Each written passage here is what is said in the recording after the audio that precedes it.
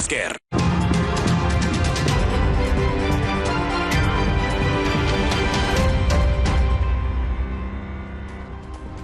Saya Tifal Solesa melanjutkan Kompas Petang, Saudara. Pihak Partai Keadilan Sejahtera angkat bicara soal sejumlah menteri kabinet Presiden Prabowo yang sowan ke kediaman Presiden ke-7 Joko Widodo. PKS mengingatkan soal matahari kembar. Politisi PKS Mardhani Alisera bilang silaturahmi sejumlah menteri di Kabinet Merah Putih yang juga mantan menteri di era Jokowi bersilaturahmi ke kediaman Jokowi baik. Namun ia mengingatkan jangan sampai ada persepsi matahari kembar. Mardhani bilang meskipun Prabowo tak tersinggung, jangan ada kesan matahari kembar di pemerintahan.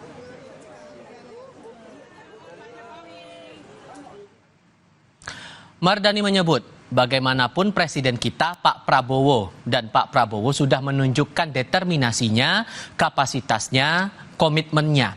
Dan saya pikir Pak Prabowo juga tidak tersinggung ketika ada menterinya yang ke Pak Jokowi.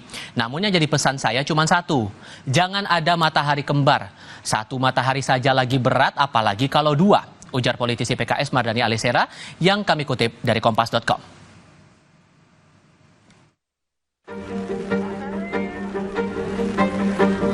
Sejumlah Menteri Prabowo yang pernah mengisi Kabinet Presiden ke-7 Joko Widodo sowan ke kediaman Jokowi di Solo.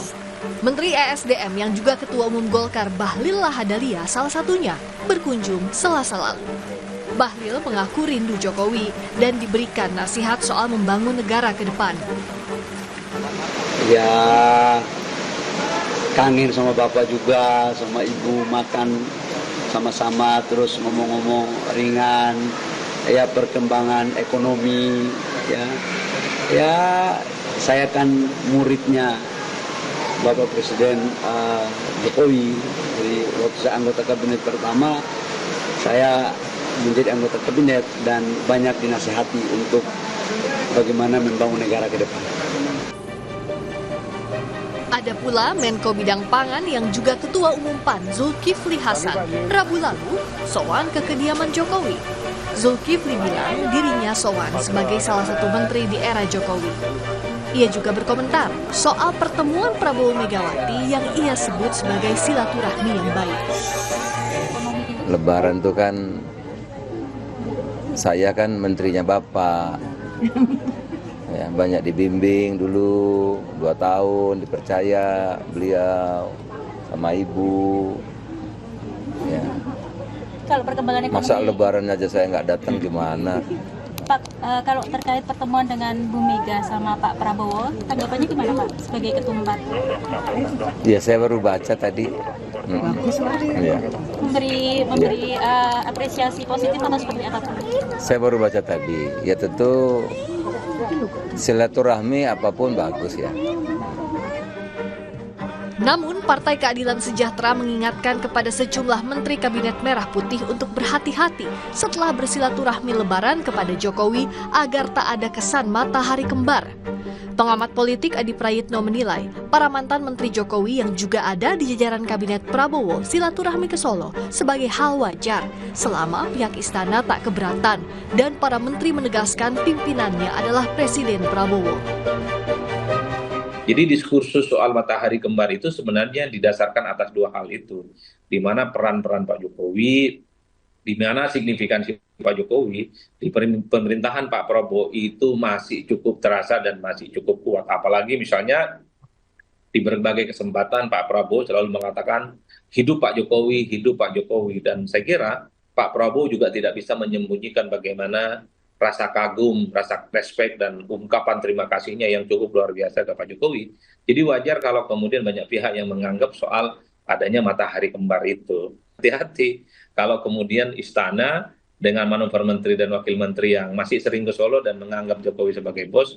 Nah, kalau itu membuat istana tidak nyaman, ya bukan tidak mungkin ada konsekuensinya di kemudian hari. Entah apakah silaturahmi sejumlah Menteri Kabinet Merah Putih yang pernah menjadi Menteri Kabinet era Jokowi bisa memunculkan potensi matahari kembar yakni Presiden Prabowo dan Presiden ke-7 Joko Widodo.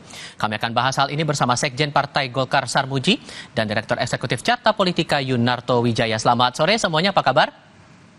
Selamat sore Mas Tifal. Terima kasih semua sudah bergabung bersama kami kali ini. Kami juga masih menantikan kehadiran dari politisi Partai Keadilan Sejahtera Mardhani Alisera yang awalnya sudah bersedia untuk bergabung bersama kami dalam diskusi kali ini. Saya mulai dari Mas Toto kalau begitu. Dari pernyataannya Pak Mardhani bilang jangan ada matahari kembar, menurut Anda sejauh mana bisa dibaca hal ini? Ini kekhawatiran yang beralasankah atau gimana Anda membaca itu? Kalau melihat secara objektif Mas Tifal, karena momennya sebenarnya adalah momen Lebaran, sebetulnya ini peristiwa biasa saja. Silaturahmi datang dalam konteks Lebaran. Beda kalau ceritanya adalah ada menteri-menteri yang rutin, misalnya seminggu sekali, sebulan sekali, datang dan menggunakan bahasa meminta arahan. Nah itu udah salah kaprah dalam konteks tata negara. Tetapi saya bisa mengerti juga kenapa dalam konteks kemarin ada misalnya menteri yang menggunakan bahasa yang menurut saya tidak elok secara tata negara. Misalnya Mas Trenggono mengatakan dia mantan bos saya dan masih bos saya. Itu punya konsekuensi loh secara tata negara, karena ya kita betul-betul hanya boleh berbicara bahwa atasan itu hanya presiden. Bahkan seorang menteri itu nggak bisa mengatakan dalam kapasitasnya sebagai menteri, walaupun dia kader partai, bos saya sebagai menteri adalah ketum partai saya. Nggak boleh itu secara tata negara. Nah, yang memang membedakan begini Mas Tifal, sebetulnya kalau kemudian ada menteri-menteri datang dekat dengan mantan-mantan presiden biasa saja. Ibu Sri Mulyani juga datang ke rumahnya Ibu Mega, Pak BGS atau Pak Basuki juga datang ke rumahnya Ibu Mega karena memang memiliki kedekatan pribadi. Tetapi kenapa sih dalam konteks Pak Jokowi dengan Pak Prabowo isu ini lebih menarik? Karena memang ada sesuatu yang berbeda. Pergantian tongkat estafet kekuasaan tidak terjadi biasa-biasa saja. Wakil presidennya Pak Prabowo itu anaknya Pak Jokowi. Polemik ini kan sudah muncul pada masa Pilpres dan kemudian orang bertanya-tanya, ini sebuah kesepakatan apa sih, berbagi kekuasaan atau sekedar bicara keberlanjutan? Kalau berbagi kekuasaan, artinya Jokowi masih punya porsi di situ. Kan itu analisisnya. Fakta lain juga mengatakan, fakta empiris, ternyata di belahan dunia lain apa yang terjadi pada skala yang mirip-mirip, walaupun kita nggak tahu konsekuensi akan sama atau tidak, di Filipina situasi yang sama itu tidak berbuah dengan baik. Kita tahu wakil presidennya akhirnya dimakzulkan karena terjadi seperti pertarungan mengambil porsi kekuasaan di antara presiden dan wakil presiden dan juga mantan presidennya. Jadi ini konsekuensi dari sebuah pembelajaran demokrasi yang kurang elok yang terjadi pada pemilu sehingga spekulasi-spekulasi ini masih muncul. Tapi saya berharap sih memang momen Lebaran kemarin hanya berupa silaturahmi saja. Kalau gitu saya konfirmasi langsung ke Pak Mardhani Alisera yang baru saja bergabung bersama kami. Assalamualaikum Pak Mardhani, apa kabar Pak? Waalaikumsalam semuanya, makasih. Saya mau konfirmasi dulu, sampai Anda keluar ke pernyataan jangan sampai ada matahari kembar, itu ada kekhawatiran apa sesungguhnya dari pertemuan itu menurut Anda Pak? Yang pertama saya setuju silaturahim dijalankan, apalagi Idul Fitri kan. Tetapi tetap dalam ketatanegaraan presiden kita itu Pak Prabowo. Dan saya yakin para menteri juga ketika silaturahim sudah izin kepada Pak Prabowo, saya yakin itu. Tapi tetap dalam konteks ketatanegaraan perlu selalu diingatkan, Pak SBY juga berapa kali mengingatkan tuh, tidak boleh ada matahari kembar karena dampaknya akan sangat rumit dan mahal. Dan karena itu saya tetap yakin semuanya satu komando kepada Pak Prabowo, tapi pengingatan juga perlu buat kita semua.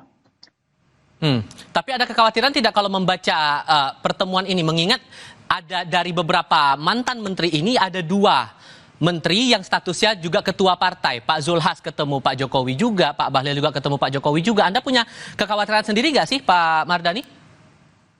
Tidak khawatir, tapi tetap harus diingatkan. Karena bagaimanapun Pak Prabowo adalah presiden kita dan sistem presidensial kita betul-betul komando ada di tangan presiden. Oke, kalau gitu saya coba konfirmasi ke Pak Sarmuji. Pak Sarmuji, Pak Bahlil kan juga ikut bertemu Pak Jokowi langsung ke Solo. Kenapa kemudian Pak Bahlil merasa butuh meminta nasihat lagi kepada Pak Jokowi? Padahal kan juga sering ketemu Pak Prabowo, masih dalam kabinet Merah Putih juga. Itu ada alasan khusus nggak sih sebetulnya Pak? Pak Sarmuji, mohon maaf boleh dibuka dulu audionya Pak? Oke. Oke, silakan. Jadi nggak ada sesuatu yang spesial, yang khusus nggak ada. Karena ini momentumnya Lebaran. Sewajarnya orang yang merayakan Lebaran, kita pasti mengingat orang-orang tua kita, sahabat-sahabat kita. Dan kebetulan Pak Jokowi adalah orang tua sekaligus presiden pada waktu mereka itu menjadi menteri. Kalau orang PKS nggak ada yang ke sana, memang waktu Pak Jokowi nggak ada orang PKS jadi menteri. Andai kan temennya Pak Mardhani ada yang jadi menteri, mungkin ke Pak Jokowi juga. Jadi sesuatu yang wajar sebenarnya. Tidak perlu dikhawatirkan, kan tidak, kita memang mesti membedakan mana yang betul-betul silaturahim, mana yang betul-betul acara kemanusiaan, atau mana yang berbau politik. Kalau nanti semuanya ditarik ke dalam politik, nanti orang nggak mau itu silaturahim karena takut, wah jangan-jangan nanti nggak enak sama istana. Nanti ada orang meninggal nanti, wah jangan-jangan nanti dicurigai ini dan seterusnya. Jadi kita perlu menempatkan sesuatu secara proporsional, sesuatu yang wajar-wajar saja. Mana yang memang acara kemanusiaan, acara persahabatan, ulang tahun, reuni, dan sebagainya, ya maknai saja sesuai dengan konteksnya. Tidak lebih dari itu, gitu. Oke. Kalau keluar konteks, semuanya akan repot malahan. Kalau kemudian diingatkan jangan sampai ada matahari kembar, sejauh mana Anda mencermati itu, Pak Sarmuji? Ya sebenarnya tanpa diingatkan pun menteri itu sudah tahu lah standar prosedurnya. Siapa bosnya sudah tahu. Mereka kan juga takut direshuffle juga. Memang mereka nggak takut direshuffle. Udah tahu bosnya siapa. Kepatuhannya pasti tegak lurus dengan presiden. Siapa pemegang otoritas, yaitu yang mereka patuhi. Udah otomatis itu. Saya pikir apalagi para politisi udah tahu cara mainnya. Udah tahu bosnya siapa punya kewenangan. Jadi mereka tidak perlu terlalu dikhawatirkan. Persoalan mengingatkan ya silahkan saja. Namanya juga mengingatkan, nggak ada salahnya. Oke, Mas Toto membaca beda pandangan padahal sama-sama dari Kimplus nih, gimana nih ngelihatnya, Mas Toto? Ya saya melihatnya positif lah. Mas Sarmuji bicara dalam konteks bahwa meyakini bahwa kode etik itu akan sangat dimengerti lah. Bahkan dengan bahasa telanjang tadi Mas Sarmuji mengatakan gak usah takut lah, takut dipecat juga kok gitu kalau berani matahari kembar gitu ya para menteri. Bang Mardhani juga tidak salah ketika berbicara mengingatkan bahwa potensi matahari kembar ini bukan hanya Bang Mardhani. SBY juga mengingatkan hal tersebut. Tadi saya sudah menyebutkan konteksnya bahwa kita harus akui loh, isu mengenai matahari kembar ini menjadi besar karena ada situasi yang memang juga anomali. Kenapa ya? Simpel saja, anaknya mantan presiden jadi wapres. Kalau kita mau bertanya dengan lebih kritis, misalnya berspekulasi, orang bisa saja bertanya, wakil presiden Gibran Rakabuming lebih loyal kepada Pak Presiden atau bapaknya sendiri? Karena mantan presiden adalah bapaknya sendiri. Bukan tidak mungkin setiap hari bertemu, setiap minggu bertemu. Ini kan muncul spekulasi-spekulasi ini berdasarkan anomali-anomali yang dari dulu para pengamat, para peneliti, akademisi sering mengingatkan. Dan ini hanya satu hal kecil Mas Tifal. Anomali sistem lain, misal ketika kita membiarkan begitu saja, menteri kita, pembantu presiden, tetap jadi pimpinan parpol. Kan akan terus-menerus orang berspekulasi dan bertanya, dia lebih loyal dan lebih manut kepada ketua umumnya atau kepada presidennya. Jadi seharusnya dari situasi ini kita belajar. Yuk kita saklekkan sistem presidensial kita, yuk kita saklekkan demokrasi kita, jauhkan dari dinasti, jauhkan dari hal-hal yang kita anggap oke, aturannya diperbolehkan atau diubah-ubah, tapi akan memunculkan pertanyaan-pertanyaan dan polemik seperti ini. Kalau itu kita sepakat dan kita mau luruskan, nggak ada kok bahasan seperti ini. Matahari kembar tidak akan terjadi karena sistem yang kita sepakati. Dualitas loyalitas dari menteri juga tidak akan terjadi kalau kita sepakati bahwa menteri yang sudah jadi pembantu presiden nggak perlu lagi jadi pimpinan partai sehingga kemudian harus terbagi waktunya. Ini adalah masalah sistem. Oke, sehingga kalau menurut Anda, Pak Mardhani, sampai batas mana kedekatan mantan menterinya Pak Jokowi dan juga yang saat ini menjadi menterinya Pak Prabowo dianggap aman-aman saja sehingga ya masalah matahari kembar ini tidak terjadi? Akan sangat bisa kita lihat dari kebijakannya. Kalau kebijakannya nurut kepada Pak Prabowo pasti komandonya satu. Tapi kalau ternyata ada punya titipan-titipan lain, nah masyarakat bisa menilai. Tapi kalau kita melihat Pak Prabowo juga sangat menghormati Pak Jokowi, dan buat saya itu budaya yang baik bahwa tiap presiden itu ada zamannya. Kalau dalam bahasa Arab itu likuli marhalah rijaluha, setiap tahapan tuh ada orangnya. Zaman Pak Jokowi udah selesai, 10 tahun beliau membangun, sekarang zamannya Pak Prabowo. Tapi Pak Prabowo tidak meninggalkan Pak Jokowi, tapi tetap diingatkan dalam sistem presidensialisme kita tidak boleh ada matahari kembar. Tapi kalau Anda sampai mengingatkan, saya butuh penegasan lagi, mengingatkan jangan sampai ada matahari kembar ini Pak Mardhani, apakah Anda menangkap ada ketidakwajaran dalam tanda kutip dalam komunikasi di internal kabinet? Kalau sekarang sih tidak ada. Gimana? Mohon maaf diulang. Kalau sekarang tidak ada, harmoni semuanya. Pak Prabowo kalau rapat luar biasa, Pak Bahlil kalau hadir di Hambalang luar biasa, Pak Zulhas dari PKS semuanya baik. Dan semuanya terkoordinir dengan rapi. Oke, kalau saya konfirmasi ke Pak Sarmuji, berarti di internal pemerintahan di kabinet sejauh ini semua satu arah, satu komando mengikuti arah dari Pak Prabowo? Ya, sejauh yang saya pahami, saya ketahui, semuanya menjabarkan visi misi presidennya. Tidak ada yang di luar koordinasi presiden, tidak ada perintah lain yang kemudian dijalankan oleh menteri.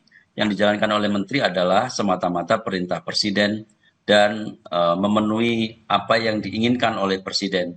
Jadi politik, meskipun bagi saya politik itu bukan sesuatu yang dikatakan, tapi yang dikerjakan, tetapi indikasi-indikasi yang dikerjakan pun tidak ada yang menampakkan tanda-tanda bahwa ada koordinasi lain di luar koordinasi presiden. Baik, Pak Sarmuji, Pak Mardhani, Mas Toto, terima kasih banyak sudah berdiskusi bersama kami kali ini. Sehat selalu semuanya. Assalamualaikum. Selamat sore. Terima kasih. Waalaikumsalam. Topik lain hari usai jeda, ribuan supporter Persebaya atau Bonek sore ini memenuhi kawasan parkir Stadion Gelora Bung Karno siap mendukung dan menonton pertandingan Liga 1 antara Persebaya lawan Persija.